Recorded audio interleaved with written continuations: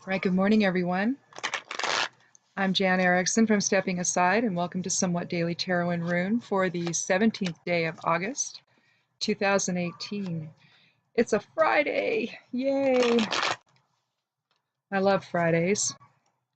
We give up our irrigation water at 8 a.m., so we were out there this morning. My husband did some weed eating along the ditch up there so that you can actually see what you're doing. But then you got to rake it all up and get it all out of the ditch so it doesn't clog up the next guy's stuff. So we were up there this morning about 6:30 and we took care of all that. And we weren't sure if there was going to be lightning yesterday, so that's why he didn't finish. And so we had to do that this morning before we kicked the water down. And so that was fun to do that, be up early. And I like being out early in the morning. It's just particularly in the garden, it's just a different feel, you know, around the property when it's really early in the morning. That and right about dusk, I like that time of the day too, just to walk around and take stock of everything that grew during the day, what might need a little extra tending before nighttime, and it's just a nice thing to do to begin and end your day with, I think. At least around here it is. It's just one of those things I feel compelled to do, I think. Well, let's count 13 and see what we have for today.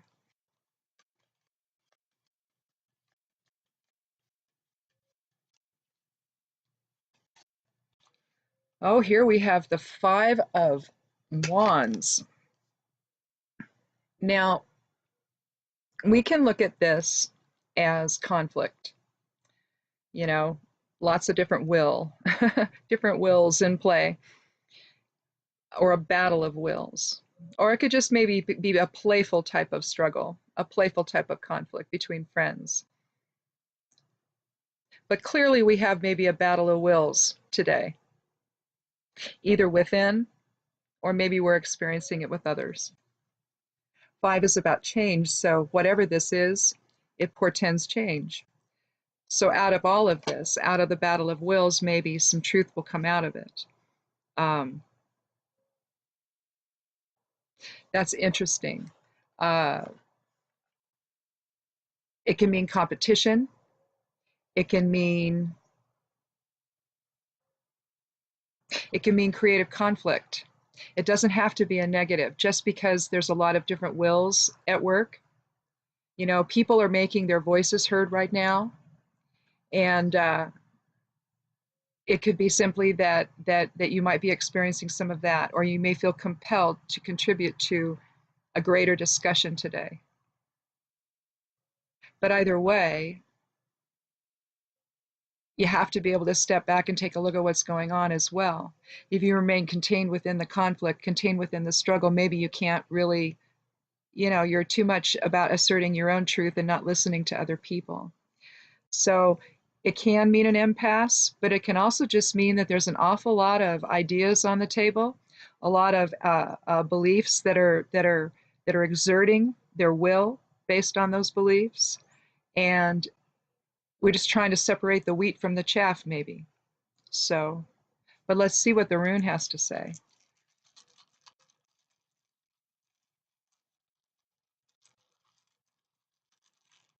Because if you look at this, maybe before we go on to the rune, what you see here is nobody seems to be actually hitting anybody. You've got this guy over here who's holding his staff high. You've got another one who just seems to be just extending it out just to look at it. You've got another one who's got it over his shoulder. Another one who's just holding it. Well, two of them are just holding them up. So they can be in the midst of battle. But honestly, I view this more as creative tension, you know, where they're really just struggling to try to find some kind of way forward or something. but they're not really, there's no blood on the ground. Well, there might be a little bit there, but not really. They don't seem bloodied. So I don't think that they're really making contact with one another, with the, you know, it just reminds me, when we had our karate school, my husband and I would work sticks, eskrima sticks. We do stick fighting, and one night we're in the dojo and we're working sticks, and and it's really true of what they say about things that happen in slow motion that really aren't in slow motion, but you perceive it that way. So when he smacked my finger instead of the stick with his stick, and it's like a chunk flew off of it's like it got my finger and my eskrima stick all at the same time, and a little piece flew off, not of my finger but of the stick, and it all happened, in slow motion, and it's like I'm just watching it going, where's that going? And I'm thinking, whose stick is that? Was that mine? Was that his? Anyway, but when I see this, I always think of stick fighting in our school that we used to have. But anyway, let's. I can't seem to get one rune to. I get well, like 2 or 3 left, and then they all fall through. Can't get one to stay.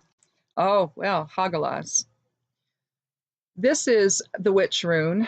It is the 9th rune of the Elder Futhark, which makes it in synchronicity for today. Today's numerology is 9 of completion, but this is changed within a fixed framework. That's why it's kind of thought by some people to be the Witch rune. I actually wear one as protection amulet, but the thing about this, about what a witch will do, is a witch will take something and establish what she or he wants, and then invoke within that framework. And so that's basically what this is saying. So whatever is happening here today in the card, it's going to be change, but it's not going to necessarily be, I mean, there might be chaos internally, but within a fixed framework. So there's going to be like a container. It's like when you work magic, sometimes you work it within this container, and the container can be the workspace that you have, or whatever. If you're going to do like a cauldron type, if you're going to be burning herbs or something, that could be your container. But the workspace itself, your circle, your sacred space, whatever you call it, however you believe, however you think of it, that can also be your magical container that you work within. But what we have here is whatever this struggle is, some change is going to happen, but it almost is like there's going to be a guardian around it. Okay, that's how I see Hagalas. It's like we're going to make some change happen here. We're going to create some stuff. We're going to stir things up, but we're going to do it within a safe space, so that whatever happens, it's not going to exceed those boundaries. So whatever nonsense is going on here, there's a greater power that's going to contain that.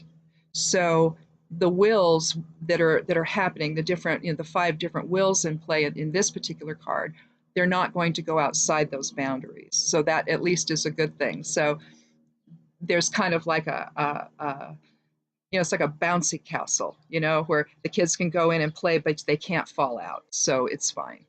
It's like that. You have this container that you work things within. And so apparently whatever the nonsense is in the battle of wills that are going on, it must be then for a particular purpose. And so it's probably not going to go outside the bounds of that purpose. So that's good to know. That's interesting.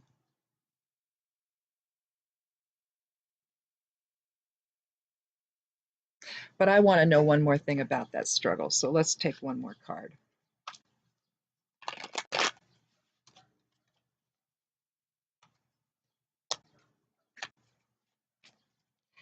The other thing, it reminds me of when, kids are playing outside and mom's looking outside, the window from inside the house. Maybe she's in the kitchen or something, and she's just kind of keeping one eye on what they're doing and one eye on what she's doing, and or maybe dad's around and he's just kind of keeping an eye on him, outside while he's working around doing things, or maybe whatever it is. But when you see Hagalaz, it's almost like, okay, the goddess is here, and she's tired. She doesn't want to deal with your nonsense anymore. So here's your boundaries. Do what you do. Tear things apart if you want to, but you better have something there when all is said and done. So that's what this is kind of about, I think, today.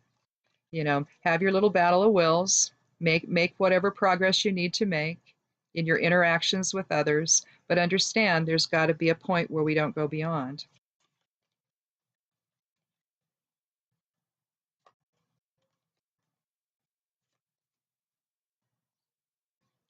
Well, a court card, of course, because, I pushed my luck, didn't I? The Page of Cups, it's again, cups is emotions, and again, wands is fire or will. And basically, this can be the princess in other less traditional decks, but in the more traditional ones, it's the page. We're talking about someone who's empathic, emotional, intuitive. We're talking undeveloped potential. It could be a message. It could be a student. It could be new beginnings. We have completion today with the 9. So there's something new on the horizon. So clearly, well, I guess I should show it to you, shouldn't I? So there's an offering there of undeveloped potential. So whatever this struggle is that we're having today, whatever this represents in your life, or if it's, in the greater world around us that's happening, understand that whatever we're going to do here with all of it, whatever this struggle is, that there's a cushion around that there's a boundary around that says we're not going to go any further than this. So maybe with Hagalaz, it's mom coming in saying, look, guys, enough. And work it out, play it out, do what you do. But at some point, the witch is going to come in and say enough. And we're going to get back down to what we really need to do. And I love that the Page of Cups actually came up, because the idea of undeveloped potential is in play here with this will. So whatever we do with this will, whatever this represents in our lives today, whatever struggle, internal, external, with others, if it's what we're watching going on in the country right now, there's a force, a greater force, that's going to drive this in a better direction at some point. It's like the Rune de Gaz. One of the interpretations of it is energy at its saturation point, here, right there, becomes its opposite, okay? And you can see it in the rune. You can feel that flow of energy where it comes to its center point, and then it becomes something else. And that's what this kind of feels like today. It's almost like we've just had enough, and Hagalaz is going to come in. It's going to stop this nonsense. It's going to say, all right, enough is enough is enough, and we're going to get back to business. And I think it just feels like there's this pressure, this pressure to have some change, some pressure to let a lot of this nonsense go and to move on and get focused and focus on the undeveloped potential of what we could have here, instead of all of this weird, stuff that's been happening. So, I mean, it's like, goddess is here saying, really? Mm-mm. So anyhow, think about that. See how that applies to your day, to what's going on in your own life, or if this really is just an external thing. You know, tarot can be either one or a combination of both. So can runes. I tend to look at things from an inner standpoint, but there's so much unpredictable stuff. In fact, the only thing that's predictable is that it's going to be crazy. That's going on right now. It's hard to not apply this to, you know, our world around us. So in any event, try to have a good weekend. If you are in smoky areas like we are, you know, play it by ear. You probably shouldn't be outside in it. I know that one of our senators, Ron Wyden, he came out on social media yesterday and saying you guys have got to stay inside. I mean, I'm paraphrasing. He didn't say it that way, but yeah, it's not safe to be out anymore. It's, you know, we have a lot of smoke everywhere. So if you're having to deal with that, stay safe and stay hydrated, because this is also taking its toll. Do a lot of herbal teas if you can. Dandelion, anything that's going to flush, you know, some chickweed, you know, a nice dandelion, chickweed, red clover, maybe a little comfrey leaf, you know, something like that. Help get some of this out of your body. You want to keep it all flushing through, because you're going to take it in. You're going to breathe in the particulate. You can't help it. If you, even if you're just going from your house to your car, you're going to breathe it in. So you want to get that flushed out of your body. So herbal teas can help with that. So lots of water, and just stay inside. It's not worth it. It's not worth what the damage to your health that this smoke is doing. So in any event, I guess that's it. I don't really think I have anything more to add as far as teas. You know, cleavers probably aren't real active in places now. They tend to die out. That would be another one. Yellow dock is another one. You would do the root for that one. You can also do dandelion root, but right now typically you're gathering leaf and not the root. So yeah, that would be the thing to do. Try to stay hydrated and keep all this stuff moving through the body and get it out, you know.